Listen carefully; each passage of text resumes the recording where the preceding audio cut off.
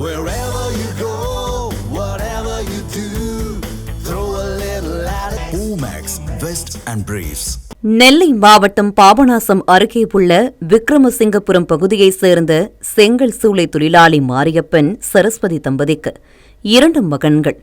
கணவர் கூலி வேலை செய்து வரும் நிலையில் டெய்லரிங் வேலை செய்து குடும்பத்திற்கு கை கொடுத்து வருகிறார் சரஸ்வதி. இந்த சூழலில் இவர்களது மூத்த மகனான சுப்பிரமணிய பாரதி தனது முதல் முயற்சியிலேயே அகில இந்திய குடிமைப் பணிகளுக்கான தேர்வில் வெற்றி பெற்று அசத்தி உள்ளார். தேசிய அளவில் 778வது இடத்தையும் பிடித்துள்ளார். காலேஜ்லேயே அவனுக்கு வாய்ப்பு கொடுத்தாங்க, அவன் படிக்க முடிஞ்சுது. அந்த காலேஜ் முடிக்கவுமே அவன் காலேஜ் முடிக்க நான் வேலைக்கு போயிட்டே படிக்கமா, எனக்கு என்னமோ குடும்பத்துக்கு பாரமாக இருக்க மாதிரி அதெல்லாம் இல்லை. அந்த எக்ஸாம் எவ்வளோ பெருசு, ஒவ்வொருத்தரும் 5 அட்டம்ப்ட் ஆடுனா காரணம்னா அவங்க வேலைக்கு போய் படிக்கிறதுனால மட்டும்தான். அவங்களுக்கு சரியான டயத்தை நம்ம கொடுத்தோன்னா எல்லாருமே first attempt second attempt pass ஆக முடியும்.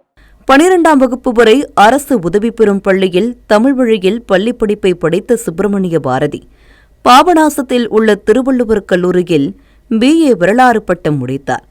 தமிழ் வழியில் பள்ளி பயின்றாலும் செல்போன் மூலம் யூடியூப் பார்த்து ஆங்கில மொழியை கற்றுக்கொண்டது அவருக்கு கை கொடுத்தது.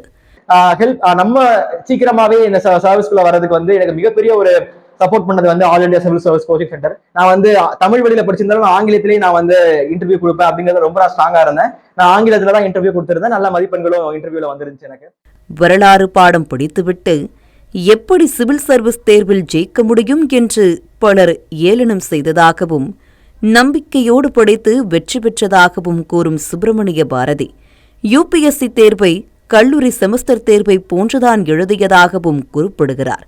Union public service commission examination பத்தி நான் அப்பதான் முதல்ல பாக்குறேன். நிறைய மாணவர்கள் வரலாறு படிச்சு குடும்பத்துல பின்தங்கிய குடும்பத்துல இருந்து தன்னுடைய முதல் அட்டம்ப்ட்லயே கிளியர் பண்ணவங்க நிறைய பேர் இருந்தாங்க. அவங்க ஹிஸ்டரி எல்லாம் பார்க்கும்போது எனக்கு ரொம்ப மோட்டிவேட்டிங்கா இருந்துச்சு. சரி, இந்த எக்ஸாம் நம்மளும் எழுதலாம், நம்மளுடைய தலைமுறையை மாற்றத்துக்கான ஒரே வழி இதுதான்.